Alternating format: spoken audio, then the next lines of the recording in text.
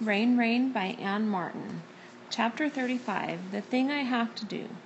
When Uncle Weldon and I park on Hud Road by the plank bridge over the stream and climb out of the truck with Rain, my father, who is working in the yard, gets a look on his face that is most likely surprise. His eyes grow big, and at first he doesn't say anything. Uncle Weldon takes my hand and we start across the bridge, Rain ahead of us. She picks her way slowly because she isn't used to bouncing on the planks.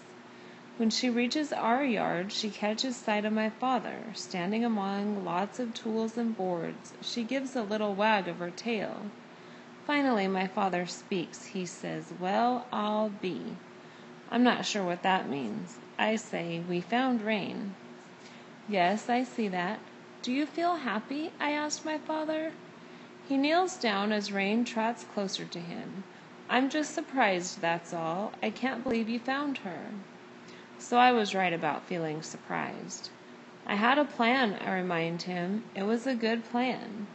"I guess so," says my father, who is patting Rain. "Except," says Uncle Weldon from behind me, "there's an issue."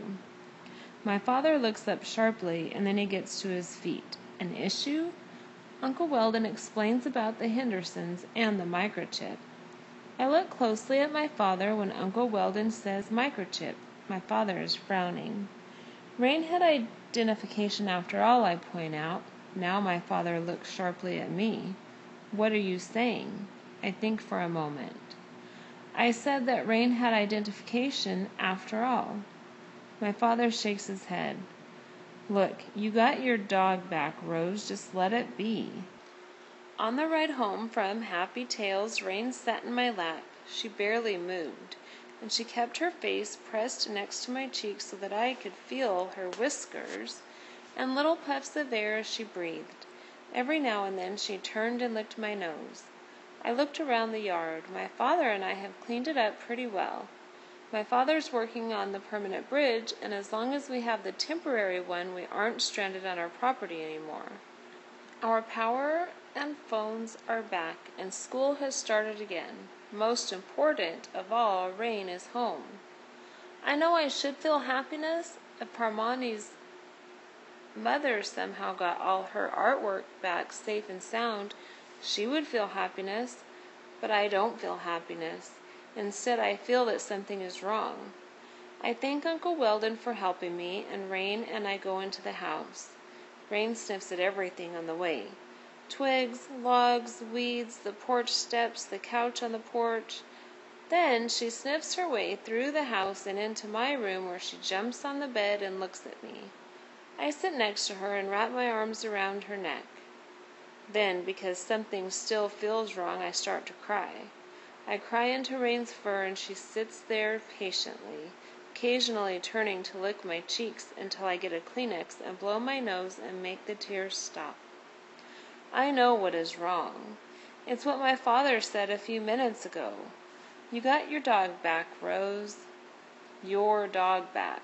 Your dog back, Rose.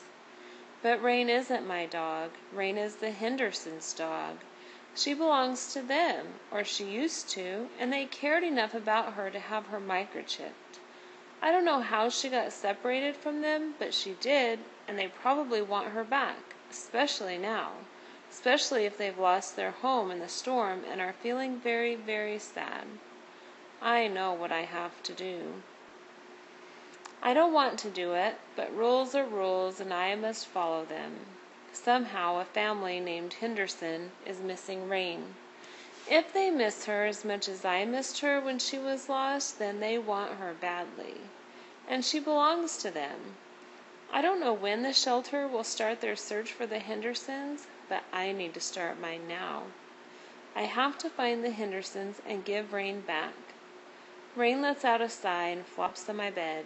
I lie down beside her. I wonder if she knows what I'm thinking. I recall the information on Rain's microchip form.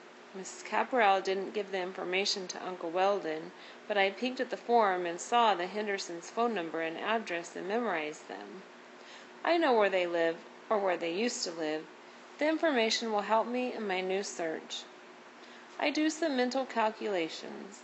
The name Henderson comes out to 102, which is clearly not a prime number. Olivia is not a prime number name either. I don't know if this means anything.